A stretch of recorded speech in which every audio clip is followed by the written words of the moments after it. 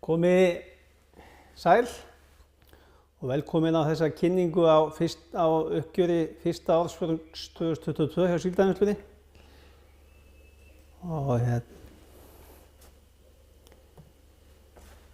Það helsta á starfseminni á fjórðungnum var auðvitað, eins og allir vita, fyrsta stóra loðnuvertíðin sem við sáum í mörg ár. Við tókum á miklu magni, þannig að landvinnslan með 146.000 tonnar hráefni af loðnu. Við framleiddum einhver 37.000 tonn af mjöli og lýsi á fjórðungnum, 10.000 tonn af frosnum afurðum.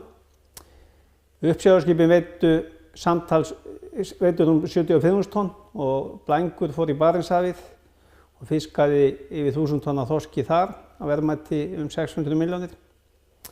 Vestmannaeyjar sem lenti í tjóni á haustmánuðum kom aftur inn í veiðina í byrjun mars eftir 4 mánaða stopp.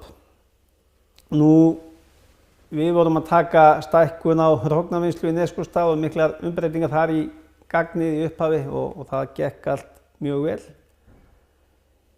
Þá ætla ég bara að henda mér í lykiltölur fjórðungsins. Rekstrartekjur námu $100,6 milljónir, sama tímabili fyrra voru þetta $52,4 milljónir. EBITDA tímabilsins er $32,5 milljónir á móti $19,9 á sama tíma fyrra. EBITDA hlutfall er 32,3% á móti 38% árið áður. Þarna er umbreyting töluverð á milli tímabila í samanburði við tímabilið fyrra. En það helgast fyrst og fremst af því að við erum að binda mun meira af framleiðslu tímabilsins í birgðum og eigum óvinnleystar tekjur þar. Hagnaður tímabilsins er $27,5 milljónir, á sama tíma fyrra var hann 21,1. Við veiddum einhver 80.000 tonn í staðinn fyrir 28.400 tonn í fyrra. Við framleiddum yfir 50.000 tonn af afurðum í staðinn fyrir 18.000 tonn á sama tímabili fyrra. Þannig að það er allar stærðir töluvert stærri en fyrir árið síðan. Heildareignir samstæðunnar nema $672 milljónir í staðinn fyrir 634,2 á sama tímabili fyrir árið síðan. Eiginfjárhlutfallið er 67,1% í lok tímabils, var 66,6% í lok árs 2021. Með arðgreiðslu sem var ákveðin í lok marsmánaðar og fór fram í apríl, þá fór eiginfjár niður undir 65%. Handbært fé í lok tímabils 74,8, veltufé frá rekstri nam $23,6 milljónir í staðinn fyrir 19,2 á sama tímabili fyrra. Nettó vaxtaberandi skuldir deilt með EBITDA er það hlutfallið í 0,45 í staðinn fyrir 0,98 fyrir árið síðan. Meðalgengi tímabilsins var $128,3 í staðinn fyrir 128 fyrir árið síðan. Ef við förum aðeins í veiðitölurnar þá sést kannski sveiflan best á þessum myndum. Það er að segja að veiði uppsjávarskipanna var 75.400 tonn og skiptist á milli Beitis, Barkar og Bjarnar. Enda vorum við síðan í veiðisamstýri með skipum Samherja, þannig að við veiddum saman og skiptum afla á milli skipa. Á sama tímabili fyrir árið síðan voru þessi skip með 22.800 tonn afla, þannig að þetta er meira en þreföldun á þeim afla. Veiði eftir tegundum, það er ekki að fara mikið í það núna því skipin voru upptekin við loðnum allan fjórðunginn. Ef við skoðum aðeins stöðu aflaheimilda hjá okkur í uppsjávarfiski þá er hún bara nokkuð góð. Það er að segja makrílvertíðin er framundan og ekki byrjuð. Þar erum við að reikna með úthlutun 130.000 tonnum og þá var okkar hlutdeild þar 15.700 tonn. Svo erum við með í geymslum og búin að skipta við aðra á aflaheimildum og erum með 18.500 tonn. Kolmunin, hann er 45.000 tonn tæp og við vorum búin að bæta við okkur þar, þannig að það var 48 og við erum búin að vera á kolmuna núna síðan í byrjun apríl og það hefur gengið mjög vel og skipin eru að stoppa bara núna þessa dagana.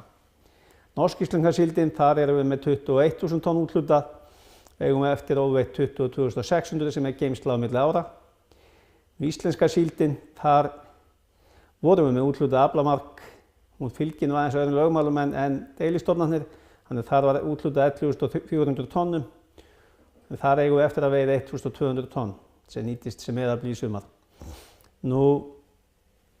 og síðan býðum við þetta spenntur að sjá núna á nýju fiskveiðári hver íslenska síldin verður fyrir komandi haust. Hún fylgir semst fiskveiðárin á meðan hinnir stofnarnir fylgja áramótunum. Nú loðnan hjá okkur var 120.000 tonn, þar eigum við eftir óveitt 32.000 tonn og hún sem detta niður dauð á milli tímabila, detta niður dauð.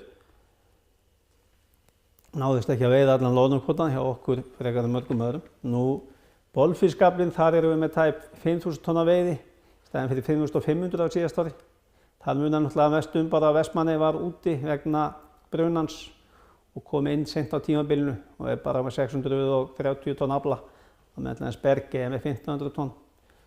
Nú ef við skoðum bolfiskin eftir tegundum að þá var aukning í þorski. Þorskveiðin var 2.600 tonn og það helgast nú að því að eins og áður sagði Blængur fór í Barentshafið og veiddi yfir 1.000 tonna þorski þar. Hefur ekki farið í Barentshafið Noregsmegin áður. Nú staða aflaheimilda í lok tímabils, hún er þokkaleg. Það er einhver 2.800 tonn eftir að þorski. Af 7.400 útlutuðum, ýsu 1.200 tonn og ufsa 3.700, þannig að það er töluvert ágætis staða þar. Auðvitað hefðum við viljað hafa meiri þorsk og meiri ýsu. Það er eins og gengur, það gengur gríðarlega vel að veiða þorsk og ýsu og það er alveg ljóst að margir er að lenda í vandræðum með ýsukvóta núna út af því að það er ýsa út um allt og menn er að fá hana sem meðafla og ekki aflaheimildir fyrir því. Nú landvinnslan hjá okkur, fiskimjölsverksmiðjun, það tók á móti 135.000 tonnum og í dag er það komnar yfir 200.000 tonn með kolmunnaveiði, þannig að það er búið að ganga vel þessar fyrstu mánuði þar, mikið að gera. Á móti þess að síðast ári tóku það ekki á móti nema 6.300 tonnum og það var hluta til kolmunni. Nú móttaka uppsjáðu frystingar er svipuð 11.200 tonn á móti 10.800 og það verður að segjast alveg bara eins og er. Annars vegar mistum við kvóta niður, veiðin gekk illa í marsmánuði. Skipin hjá okkur veiðar gengu illa í mars, þannig að hrognavinnslan var undir væntingum í magni hjá okkur og sama skapi var loðnufrystingin ekki eins og við höfðum áætlað og það helgast auðvitað því að tíðarfar og veiðar gengu ekki sem skyldi. Nú móttaka bolfisks, það er í fyrirstjúsin á Seyðisfirði, smá aukning þar, einhver 200 tonn á milli að meða við sama tímabili fyrra og framleiðsla afurða er 51.000 tonn á móti 80.000 tonnum. Þið sjáu að þetta er bara gríðarlegt stökk í öllum tölum. Og ef við förum aðeins í reksturinn þá erum við hérna með rekstratekjur upp á $100 milljónir á móti 52 ári áður, það er 48 milljóna sveifla. Rekstragjöld nema 47,2 á móti 18,7 ári áður, þarna er sveiflu upp á 28,4. Þannig að EBITDA tímabilsins er 32,5 á móti 19,8. Afskriftir $3 milljónir, þannig er rekstrarhagnaður tímabilsins 29,4. Fjármunatekjur og fjármagnsgjöld $4,2 milljónir. Áhrifarekstur í hlutdeildarfélagi er $1 milljón á móti $4 milljónir ári áður. Þarna munar náttúrulega mest það að SVFN eignarfélagi farið út úr samstæðunni en inn í tölunum í fyrra fyrir fyrsta ársfjórðung voru náttúrulega hlutdeildartekjur í hagnaði Sjóvá í gegnum SVFN eignarfélags. Þannig nam hagnaðurinn fyrir skatta $34,9 milljónir, reiknaður tekjuskattur 7,4 og hagnaður tímabilsins $27,5 milljónir á móti $21 milljónir árið áður eða 6,4 milljónir í mun upp.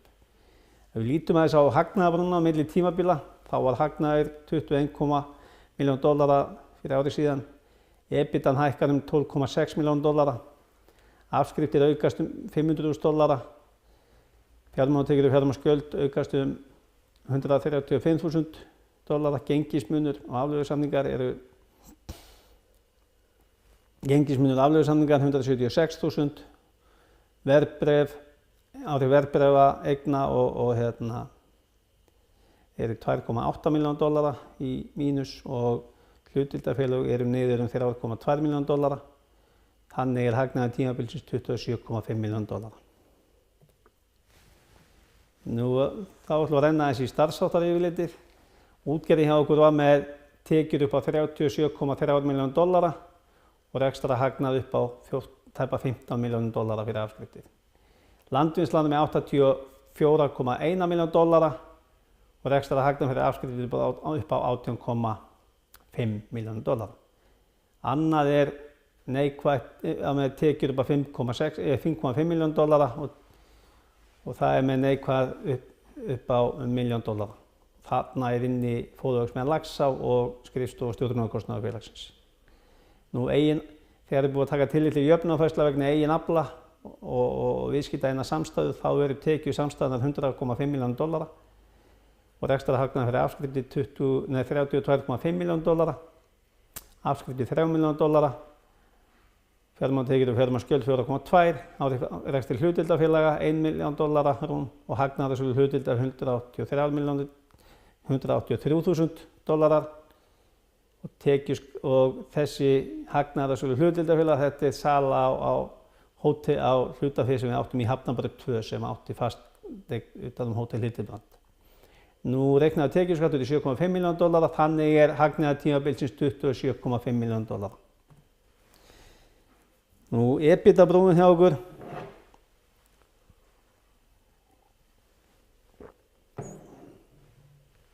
Hún var $19,9 milljónir árið 2021. Útgerðin hækkaði $4,4 milljónir, landvinnslan 8,2, annað niður $97.000, þannig EBITDA tímabilsins $32,5 milljónir.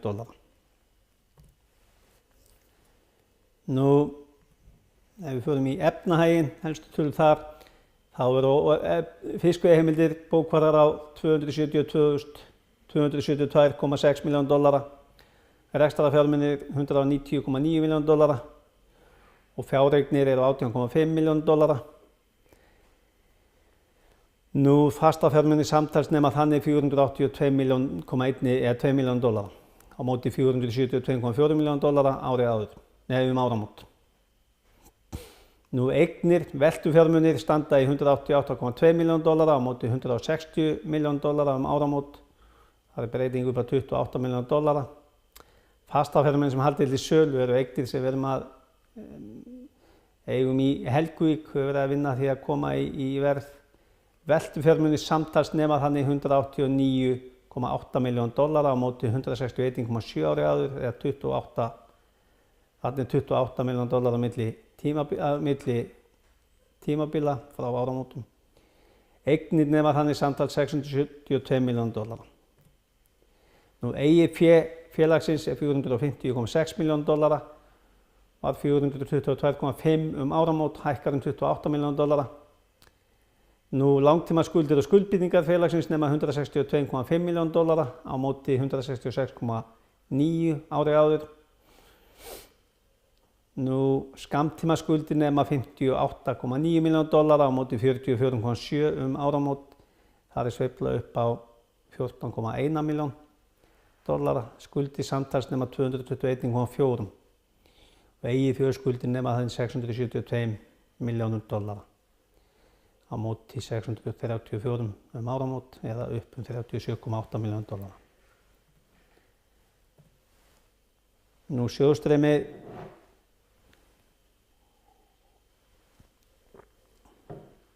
handbært upphæð ársnam $79,8 milljónir, veltu fyrir rekstri $23,6 milljónir. Rekstrartengdar eignir og skuldir taka til sín $15,5 milljónir. Varanlegir rekstrarfjármunir taka til sín $3,3 milljónir. Fastafjármunir í smíðum í $6,6 milljónir, en það fyrst og fremst bara uppbyggingin á fiskimjölsverksmiðjunni í Neskaupstað. Selt í hlutdeildarfélagi $326.000 í plús og fjármögnunarhreyfingar eru niður 3,5, þannig handbært fé taka til sín 3,5, þannig handbært fé í lok tímabils $74,7 milljónir.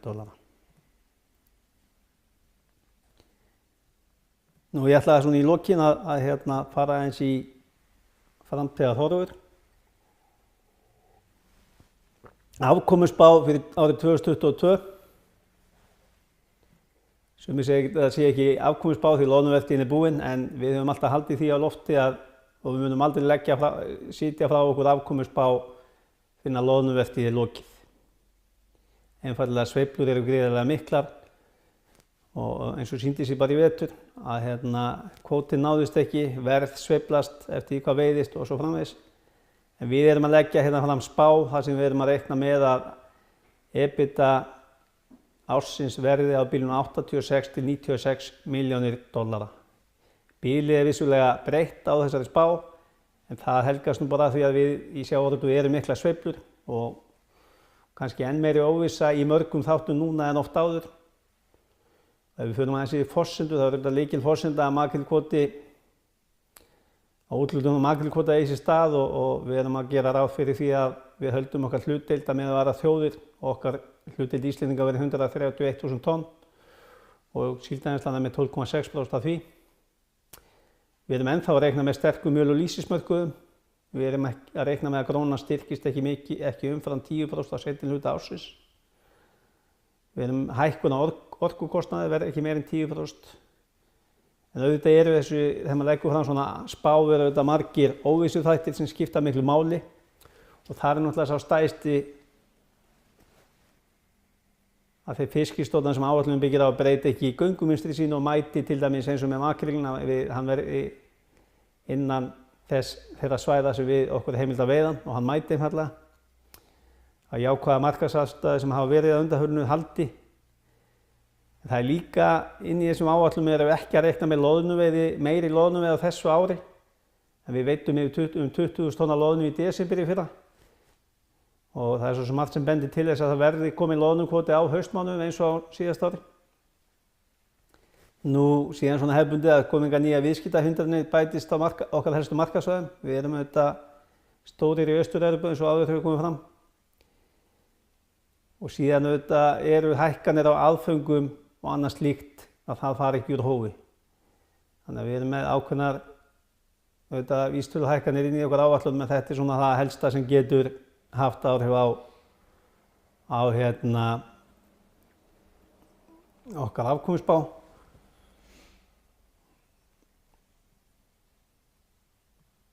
Nú, Úkraína, við vorum með tilkynningar í vetur þegar stríðið braust út stöðu okkar í Úkraínu og ætla ég ekki að fara neitt sérstaklega ofan í það aftur. En það kom fram að 10–12% okkar veltu hefur verið í Úkraínu. Sölur hafa einfaldlega haldið áfram inn á Úkraínu þrátt fyrir stríðsátök í landinu og það er svona ákveðið jafnvægi þar á markaði varðandi til þess loðnuhengin. Við erum að selja loðnuhengi í töluverðum magni þar inn og reiknum með að selja allt sem við framleiddum í vetur þangað inn ef allt gengur að óskum og í dag erum við að senda vörur þarna inn í hverju viku og það er greitt við afhendingu. Nú, þetta getur breyst hratt, það er stríð í landinu og ástand getur versnað snöggt.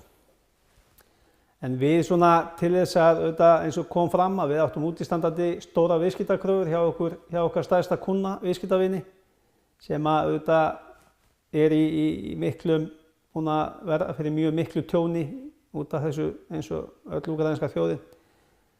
En til þess að geta bara hafið nýtt upphaf með honum og ná svona að halda áfram að supporta hann með fisk því að þessu fólki vantar mat. Það var samið uppgjör á útistandandi viðskiptakröfu og það var samið töluverða niðurfærslu á hlutakröfunar og greiðslu eftirstöðva.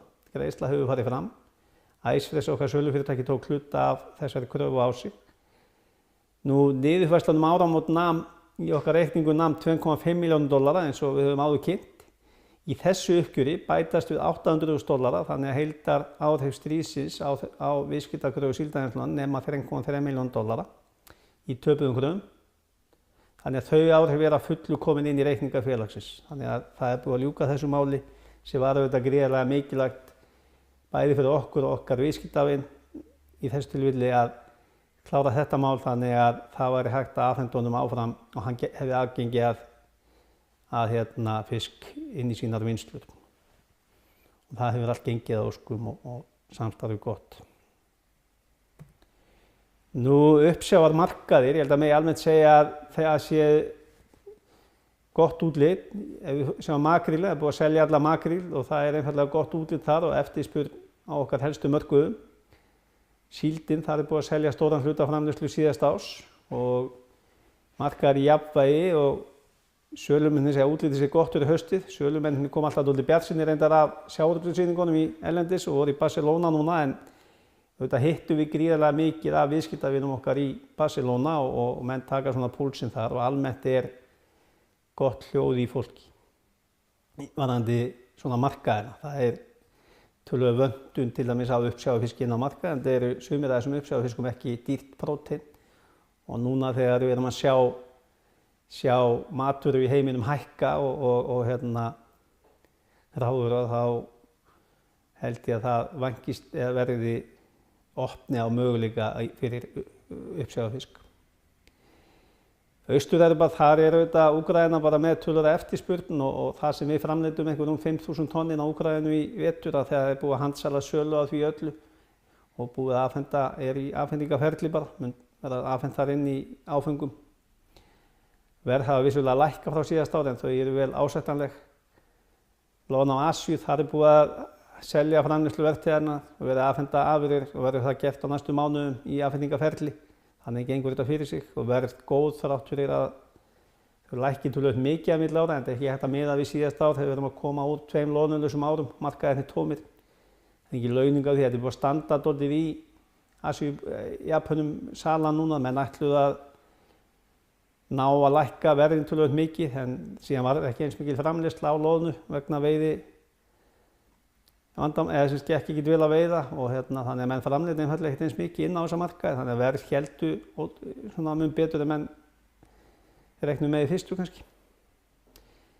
Loðnurhögg, það var minna framleitt, mun minna að framleita vertíðinni og fyrir vikið voru verð sterk. Við hjá Síldarvinnslunni ætlum að framleiða heilmikið meira magn af loðnurhöggnum. Veiði okkar var lélega á þeim tíma sem höggnatíminn var og við gerðum ekki eins mikið og við stendum að. En getum vel við unað samt sem aður, verð eru góð á því sem við framleiddum. Nú mjöl og lýsi, þar mikil eftirspurn, verð hafa hækkað mikið frá áramótum, í rauninni í sögulegu hámarki. Og þó svo að, svona til að nefna tölur í þessu, þá auðvitað þegar við erum að sigla inn í stóra vertíð, eins og þessa loðnuvertíð, þá þurfti að selja fyrirfram á haustmánuðum til þess að vera öruggir með afhendingar í janúar, febrúar, eiga geymsluplássur í vinnsluna. Þá vorum við að selja mjöl á fyrirframsamningum á 14.000 norskar, 14.500 norskar. Núna má segja að verð af mjöli og það sem við erum að selja í dag komið í 19,5 til 20 norskar. Þannig að þetta gríðarlega mikið búið að breytast verðin þar á stuttum tíma. Almennt má segja bolfiskinn að hann einfaldlega í hæstu hæðum, þorskur, mjög góð verð, ýsa, ufsi, grálúða og mikil eftirspurna eftir flestum tegundum, þannig að það menn bjartri líka. Ef maður fyrir aðeins yfir þessa loðnuvertíð þá var kvóti okkar Íslendinga endaðan í 686.000 tonnum. Nú það tókst að veiða einhver 521.000 tonn eða 76% á útgefnu aflamarki, þannig að kom bara ágætlega í ljós á þessari vertíð að náttúruöflin við stjórnum þeim ekki og ráðum ekki við þau, en þau myndu vel á sig í vetur, veður voru erfið. Eins líka göngumynstri á loðnunni, það var með öðrum hætti en oft áður. Hún virðist að komið mun dreifðari upp að landinu en oft áður, þannig að það var einfaldlega erfitt að eiga við hana. Í rauninni sáum við ekkert marga daga með alvöru loðnuveiði, þetta var mikið fyrir veiðinni haft.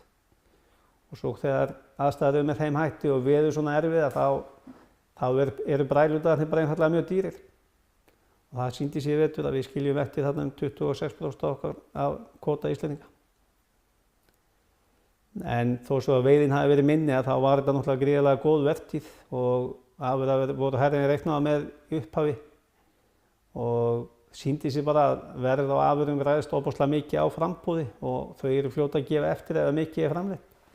En líka fljóta að hækka ef lítið framleitt, þannig að þetta spila saman. Þannig að heilt yfir held ég að við getum verið mjög ánægð með þessa loðnuvertíð Íslendingar og auðvitað sjáum við hjá Síldarvinnslunni, við hefðum eins og ég sagði, við hefðum viljað sjá ákveðna hluti fara betur, en þannig á þetta líka að vera. Við hefum alltaf að rýna okkar leik og reyna að finna betri taktík upp á næsta hálfleik eða næstu vertíð. Nú, samfélagsskýrsla félagsins kom út í 3. sinn núna fyrir árið 2021 og hún aðgengileg á vef félagsins. Í Fannadal, við keyptum hana í janúar og þar erum við einfaldlega að stefna því að byrja svona skógræktarverkefni til kolefnisjöfnunar að hluta félagsins. Það eru líka ýmis önnur tækifæri sem við erum að skoða. Nú það er samt svona erfitt að vera búin að raforkuvæða og fjárfesta í ýmsum orkuskipti verkefnum og lenda svo í þessu tjóni sem við Íslendingar lentum í með vatnabúskap virkjana á haustmánuðum að það væri ekki hægt að framleiða handa okkur raforku og það vantaði einfaldlega inn í vatnabúskapinn. Þannig þýddi sú raforkuskerðing á síldarvinnsluna á loðnuvertíðinni að við brendum 5,3 milljónum lítra meira af olíu en við hefðum gert ella. Þannig að þessi vertíð tók til sín 5,3 lítra af olíu í staðinn fyrir endurnýjanlega íslenska orkugjafa sem hefði komið sér betur fyrir alla. Þannig að við sjáum það að samfélagsskýrsla ársins 2022, hún mun vera aðeins erfiðari að sýna tölu þar. Menn munir sjá mikla sveiflur þar upp á útblæstri. Siðareglur félagsins voru samþykktar í mars, verða aðgengilegar á vef félagsins.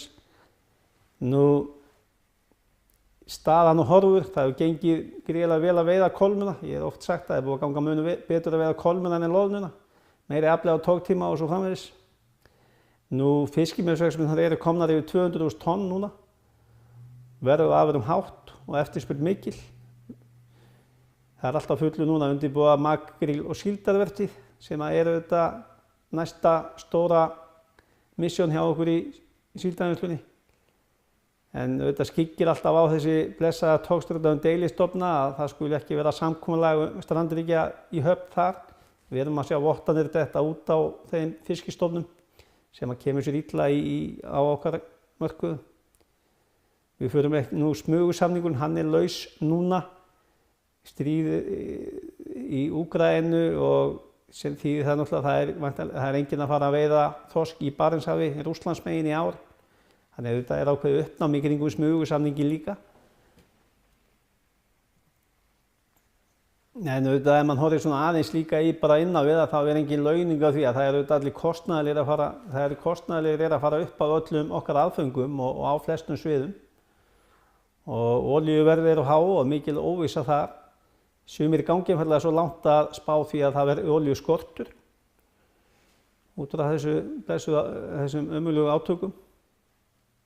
Nú, íslenska krónan, það ríkir auðvitað óvissa með þróun hennar, það liggur alveg fyrir að ferðaþjónustan er að ná fyrir hæðum aftur og það mun verða að pressa á íslensku krónuna þegar líður á árið.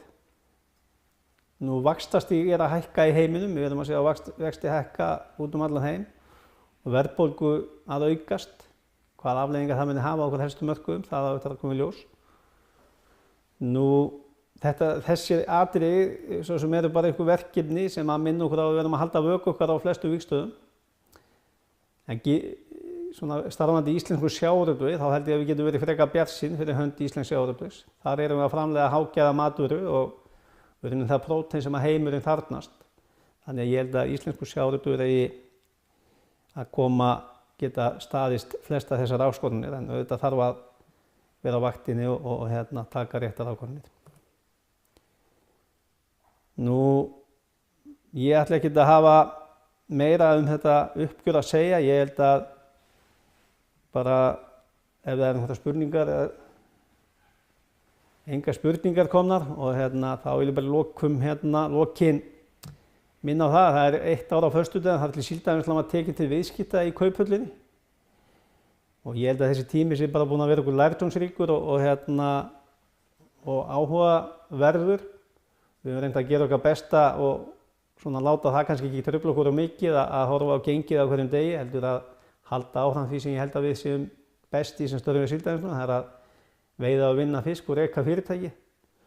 Og svo erum við líka að læra að fóta okkur í því upplýsingastreymi og þeirri skriffinnsku sem fylgir því, bæði að vera skráð félag og þeirri athygli sem við höfum fengið.